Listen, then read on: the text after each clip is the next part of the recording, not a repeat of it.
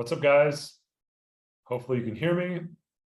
So in this live, I really want to talk about how I went from getting paid per session at Equinox to making $80,000 per month with my online fitness business, and kind of the thought process, the mindsets, and really everything that happened and really how I got to that point. Because I think it's really important for someone like me who really wants to do it in the way that I did it to see that process, because it is kind of unique. And yeah, just wanted to share. I thought it was important. So let's kind of get started. Essentially, when I was in college, I worked as a sales rep at Verizon. And during the time, I was doing that because I was in college for exercise physiology, and I made a lot of money doing that. And you would think, all right, working at Verizon, not a big deal. But I was always attracted to sales jobs because I hated feeling stuck, or I was only getting paid for my time, because I knew I had a lot to offer, and I knew that performance is something that I valued. So at the time, in my junior year of college, I was making between $6,000 and $8,000 a month at Verizon Wireless, and it was just a really cool opportunity to make a lot of money and still get to go to school and kind of, balance it out with making good money and putting stuff away. And a lot of people, in college, they'll work at a bar, they'll work in, hospitality, other things. This is like my version of a commission-based career, even though it was kind of a 9 to 5 and commission. So it's kind of a little bit of both. And in some ways that's annoying, because typically you can work like 4 hours at some job and get paid really well. But Verizon, you would get paid, a base salary plus commission. So you ended up making a lot of money with the right setup.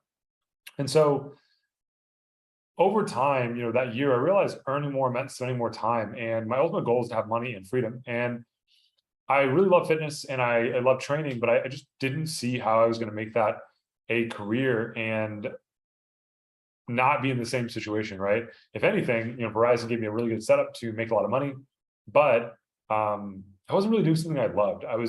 I stood for a good product and I did believe in the product. I use Verizon to this day as my cell phone, but it wasn't really something I was very passionate about. And I was passionate about fitness. And so I was always racking my brain about how do I figure out how to turn my degree into a career.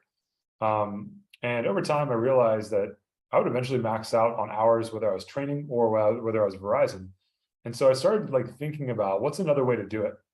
And so during that time, I started to read a lot of books on entrepreneurship.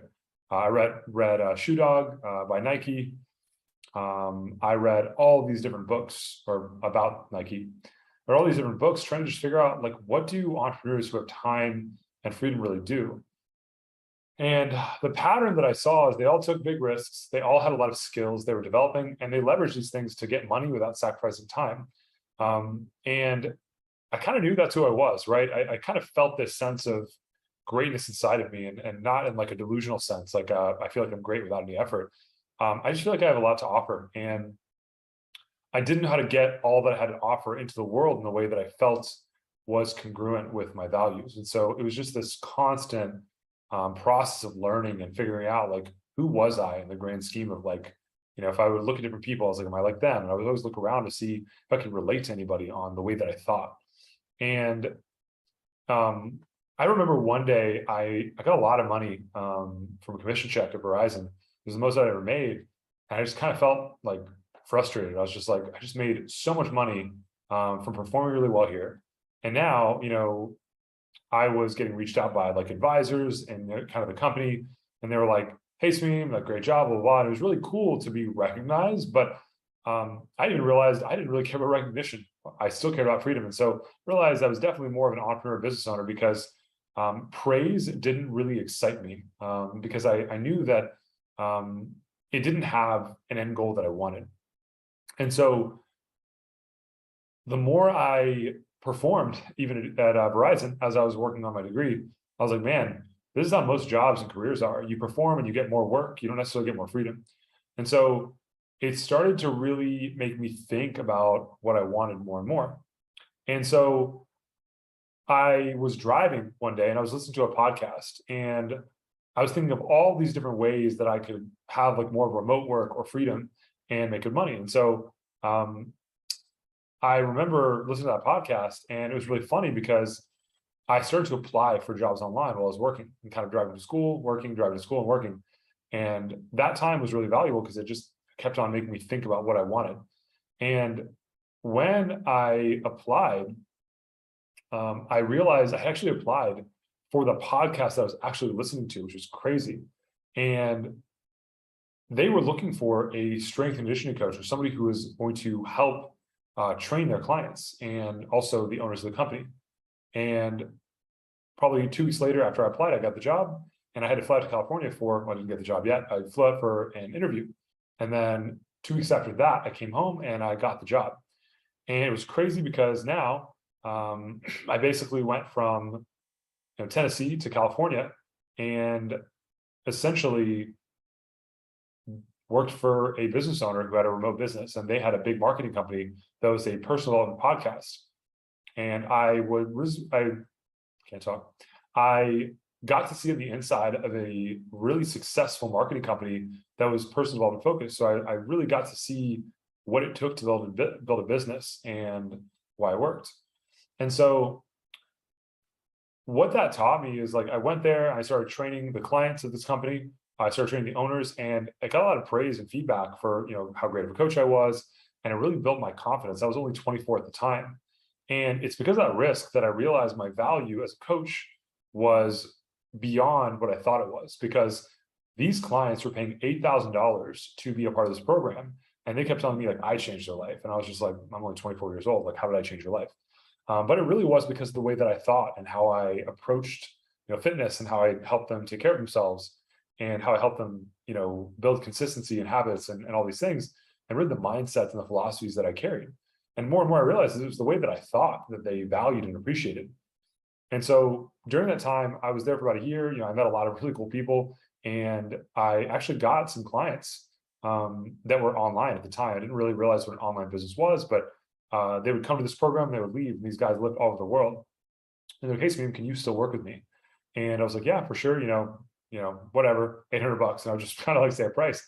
And they're like, "Sure." And they would pay me. And I started getting clients when, I didn't really have an online business or have any experience with it. But I knew I could give them plans. I'd been giving nutrition advice for years since I was like 15. I was like, I can do this. I was always very passionate about bodybuilding and fitness. So it always added up to, like, I felt pretty confident in helping people, but I'd never gotten paid for it. And so as they were doing that, I started getting clients all there. And then a year later, I left, and I basically began working at Equinox. And because of that experience and working in that business, I saw what was possible with a marketing company that was teaching personal development. And also, I was doing fitness within that, and people valued it. And so it was always in the back of my mind, how could I do this? Like, how could I build a fitness business that had more freedom to it? And I just didn't know how to do it. I didn't have the marketing skills. I didn't have the sales skills. I didn't really understand how it worked. And so as I was at Equinox, I started coaching guys with high profile jobs, celebrity lawyers, marketing executives, even at Quest Nutrition. So I started seeing these patterns of a lot of business owners that valued my service more than others. And it was like, okay, these business owners really care about consulting. They care about the advice I'm giving them more than like the training, because they would train with me for a few weeks and they would leave. And so they'd buy a package, and it was really frustrating in some ways. But then what was funny is the case to me, like, I won't be here for the next 6 months. I'm going to Japan. Could you train me? I was like, well, yeah. And then I remembered that the guys from the other business were pretty much consulting with me. I was like, yeah, here's what I would do. And they would pay me like a lot more money because of their career, what they did. And they just liked my service, and I started getting the results. And so one client in particular, started to refer clients that were other business owners. And essentially at that time, I started to build an online business, like, before I even knew what it was. And I was getting paid more for the consulting than I was at Equinox. And although I was making about $20,000 to $30,000 a month at Equinox, I started to make more actually consulting with these guys, because they were paying me per person around $2,000 a month. So it was really easy, just for online consulting, 1 call a week with these clients. So I was just like, what is this? Because it was going against what my management at Equinox was telling me was possible. And I really couldn't talk about it, because if I told them that, they would have probably fired me. But I wasn't doing anything wrong, because they were, the clients wanted to work with me. And I was like, okay, that's fine. And so more and more, I started to realize that there was a model that a business owner who valued performance, just like I did, but on like kind of my business side, valued on the coaching side. I don't know if this makes sense, but kind of bring it all together. It just made me realize that there are different types of people. And when it comes to business, understanding an offer and what you deliver and who it's for is really important, because I had no idea these guys valued just advice and they didn't really want to actually train. They didn't care about me holding them accountable on like a virtual session. They cared more about the plan and giving advice and the small tweaks that I gave them. And that really, gave me my time back, but also gave them the results they wanted. And so, kind of rewinding or fast forwarding a little bit, later that year, I started getting like neurological symptoms and basically had to leave Equinox because I started getting really sick. Essentially, I was exposed to mold in my apartment and just had all sorts of health issues for about a year and a half. And these same clients who were my consulting clients were the only ones that stayed. The ones that I had in person, they left because I couldn't really go to the gym. And kind of one of my biggest fears was, what if I got sick? And it kind of came true. And so I was like, how is this possible? How did this happen?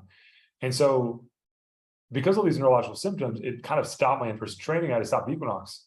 And I still had these consulting clients that were still paying me. And then about a year and a half later, I was sick for about that much time. And a lot of these client relationships slowly ended, even the consulting ones. And I was kind of left with all this new knowledge of like, okay, I worked with this, online company that did this. I've had consulting clients, and it kind of gave me a taste of what was possible. And I was like, how do I do this, right? What if I get sick again? I started getting well. I did all this different treatment.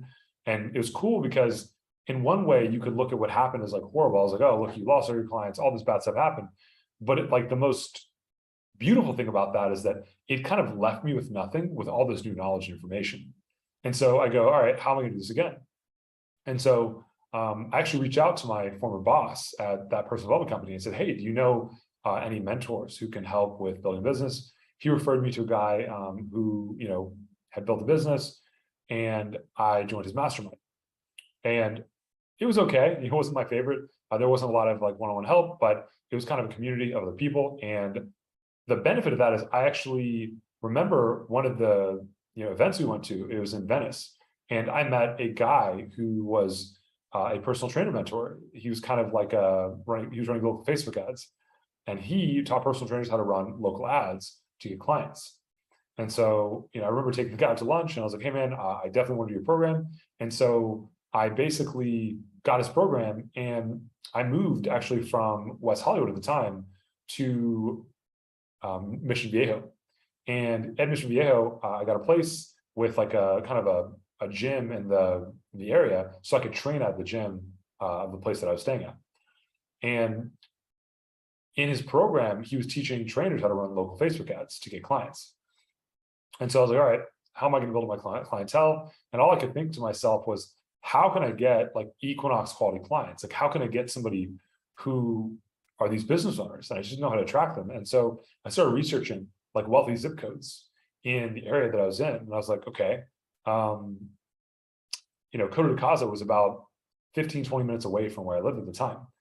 And so I took his program and I started running, ads, doing more hybrid training. So like I would run ads to businessmen in Coto de Casa, and I would get them to come show up in person. I would sell them in person, and then I would deliver half my service online, so like coaching side, and then I would, see them once a week.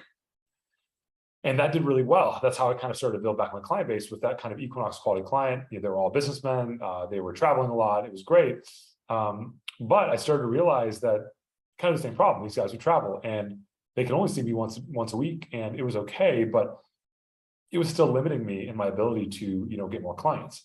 And so at one point I remember, I was just like, I need to find a way to build a better offer and communicate that I can help them. And I believe that actually online consulting is better for them, because I really did. At the end of the day, when it comes to clientele, what you are pitching is really based on what you believe in. Because you're the authority, they are choosing to buy into your process. If you have proof and you believe in it and you are the expert, they will listen to you. And so I realized that I kind of retooled what I would say on the phone, and I would start to pitch a different offer on the phone that I believed in even more than the hybrid training. And pretty much out of nowhere, over 90 days, I generated my first $30,000 online. And I was like, oh my God. And at that point, I kind of stopped doing local Facebook ads and I took that money and I was like, all right, how am I going to find a way to do just the online stuff? And basically I found a mentorship program that really taught me, how to run, VSLs and online webinars. And this was a very premium program. I spent about $15,000 on it for a few months, and all the money I'd made, I put in that program pretty much half of it, and then I ran some ads, and I realized it was way too expensive, and I kind of started running out of money. And I was like, okay, what's another way? Where can I find clients like the ones I got? And I basically did that program. I did make some sales from my VSL, or the ones that I ran with paid traffic, but it was just too expensive for where I was at in my business at the time. I didn't have the messaging down. I didn't understand what I was doing. And so I stopped that and I started using LinkedIn. And I was like, all right, well, these business owners are here. And I started kind of developing a process.